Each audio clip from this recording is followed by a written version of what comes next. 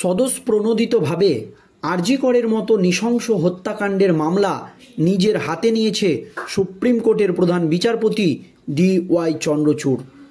Supreme কোর্টের নির্দেশে এখন তদন্ত করছে কেন্দ্রীয় তদন্তকারী সংস্থার CBI আধিকারিকরা।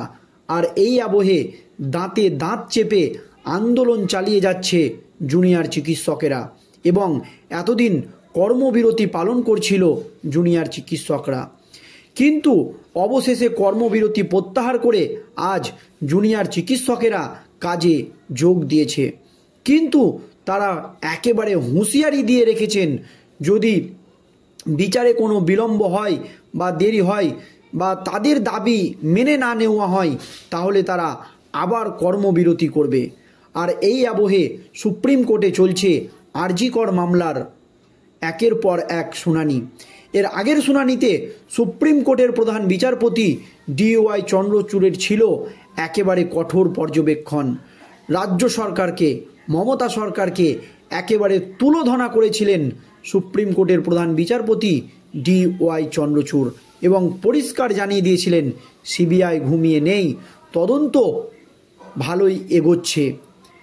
এবং CBI বা কেন্দ্রীয় তদন্তকারী সংস্থার আধিকারিকরা যে রিপোর্ট সুপ্রিম কোর্টের প্রধান বিচারপতি DY চন্দ্রচূড়ের হাতে তুলে দিয়েছিলেন সেটা দেখে একেবারে আতঙ্কিত হয়ে পড়েছিলেন বা বিস্মিত হয়ে পড়েছিলেন সুপ্রিম কোর্টের প্রধান বিচারপতি DY চন্দ্রচূড় এবং তিনি পরিষ্কার জানিয়ে দিয়েছিলেন তদন্তের স্বার্থে এই রিপোর্ট এখন প্রকাশ করা যাবে না। তবে সেই রিপোর্টে কি রয়েছে, সেই রিপোর্টে কি বড় কোনো মাথার নাম রয়েছে, এই নিয়ে কিন্তু একটি প্রশ্ন উঠে গিয়েছিল। আর এই আবহে আরজি কর কাণ্ড নিয়ে সুপ্রিম কোর্টের দ্বারস্থ হলো মুখ্যমন্ত্রী মমতা ব্যানার্জি। দর্শক, এই মুহূর্তের সব থেকে বড় খবর, আরজি কর কাণ্ড নিয়ে এবার সরাসরি সুপ্রিম কোর্টের দ্বারস্থ রাজ্য সরকার, মমতা ব্যানার্জি, রাজ্যের আইনজীবী কপিল সিব্বল। আরজি কর মামলার পরবর্তী শুনানি 27শে সেপ্টেম্বর। তবে এই দিন সেই শুনানি হবে কি তা নিয়ে ধোঁয়াশা তৈরি হয়েছে। সূত্রের খবর, রাজ্য এই সংক্রান্ত একটি আবেদন নিয়ে সুপ্রিম কোর্টের দ্বারস্থ হয়েছে। 27 তারিখের বদলে অন্য কোনো তারিখে শুনানি করা যায় কিনা তা নিয়ে আদালতের দৃষ্টি আকর্ষণ করেছে রাজ্য সরকার বা মমতা সরকার। এক কথায় বলতে গেলে রাজ্যের আইনজীবী কপিল সিব্বল। সূত্রের খবর, সোমবার সুপ্রিম কোর্টে এই আবেদন সংক্রান্ত বিষয়টির শুনানি হতে পারে। সব পক্ষের বক্তব্য শুনে তারপরই সিদ্ধান্ত হবে। আরজি কর মামলার শুনানি আদৌ পিছোবে কিনা। চিকিৎসক অধীশ বসু বলেন, সুপ্রিম কোর্টের যে বেঞ্চে এই মামলা শুনছে তাদের আমাদের রাজ্যের তরফ থেকে আর্জি জানানো হয়েছে 27 তারিখের বদলে পিছিয়ে 30 বা অন্য যে কোনো দিন আরজি কর মামলার শুনানি হোক ওই বেঞ্চেই। অন্যান্য পার্টির অনুমতি না নেওয়া এই নিয়ে কিছু বলছি না। সোমবার সবাইকে থাকতে বলেছেন, সেখানেই আলোচনা করে পদক্ষেপ করা হবে যে আরজি কর মামলার শুনানি পিছোবে কিনা। আর এই নিয়ে রাজনৈতিক মহলে শুরু হয়ে গিয়েছে একেবারে জোর জল্পনা। তবে এই নিয়ে আইনজীবী বিকাশ রঞ্জন ভট্টাচার্যের বক্তব্য, এগুলো কোনো বিষয় নাকি বা এই বিতর্কের কোনো বিষয় নয়। 27 তারিখের জায়গায় 30 তারিখ হবে তো কি, 30 তারিখের জায়গায় 1 তারিখ হবে। সুপ্রিম কোর্টের অহরহ বিভিন্ন মামলায় এই রকম হয়, হয়তো কারো কোনো অসুবিধা আছে তাই সময় চেয়ে 3 দিন নিয়েছে, 3 দিনে কি এসে যায়, এই মন্তব্য করেছেন বিকাশ রঞ্জন ভট্টাচার্য। তারপরও এই নিয়ে কিন্তু জল্পনার শেষ নেই রাজনৈতিক মহলে, কারণ জুনিয়র চিকিৎসকেরা পরিষ্কার জানিয়েছে আরজি করের মতো গুরুত্বপূর্ণ মামলার শুনানি পিছিয়ে গেলে সেখানে তদন্তে ধীর গতি হতে পারে বা আন্দোলন থেমে যেতে পারে, এই রকম নানা রকম আশঙ্কা রয়েছে। তাই আরজি করের মতো গুরুত্বপূর্ণ একটি মামলার শুনানি পেছানো যাবে না, মত অনেকেরই। তবে অন্যদিকে আরজি করে তরুণী চিকিৎসককে খুন ও ধর্ষণের মামলায় এবার সন্দীপ ঘনিষ্ঠ বিরূপাক্ষ বিশ্বাসকে তলব করল CBI। 9ই আগস্ট ঘটনার দিন সেমিনার হলে দেখা গিয়েছিল বিরূপাক্ষ বিশ্বাসকে। অন্য কলেজের চিকিৎসক হলেও কেন সেমিনার আরজি করের এসেছিলেন বা সেমিনার রুমে তাকে দেখা গিয়েছিল, সেই নিয়ে প্রশ্ন করতে চাই সিবিআই।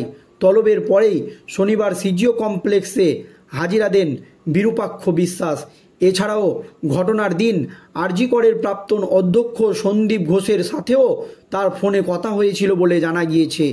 আরজি কর হাসপাতালে তরুণী চিকিৎসকের খুন ও ধর্ষণের ঘটনায় সিবিআই তদন্ত চলছে, আর ইতিমধ্যেই একের পর এক ব্যক্তিকে গ্রেপ্তার করছে সিবিআই, যার মধ্যে রয়েছে সঞ্জয় সহ টালা থানার ওসি ও সন্দীপ ঘোষ।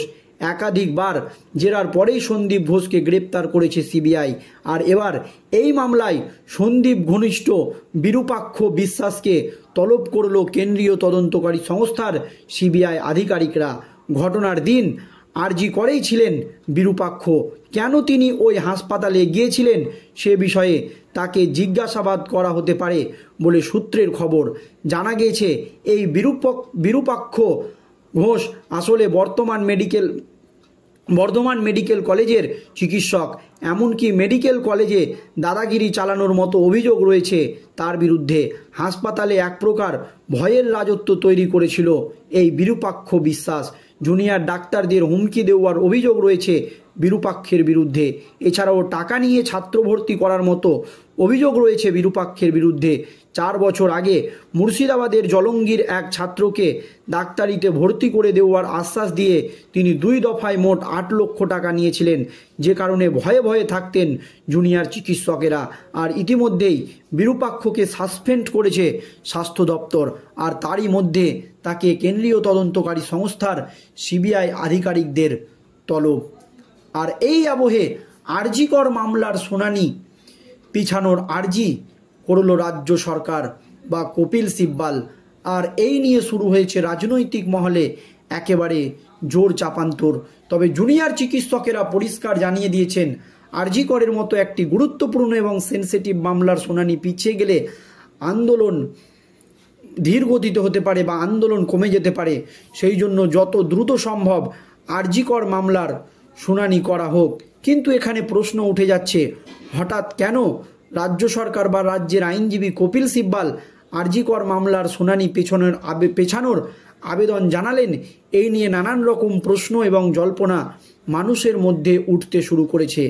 দর্শক, এই নিয়ে আপনাদের মতামত অবশ্যই ভিডিওর কমেন্ট বক্সে জানাবেন। ভিডিওটি শেষ পর্যন্ত ধৈর্য সহকারে দেখার জন্য আপনাদের সকলকে অসংখ্য ধন্যবাদ।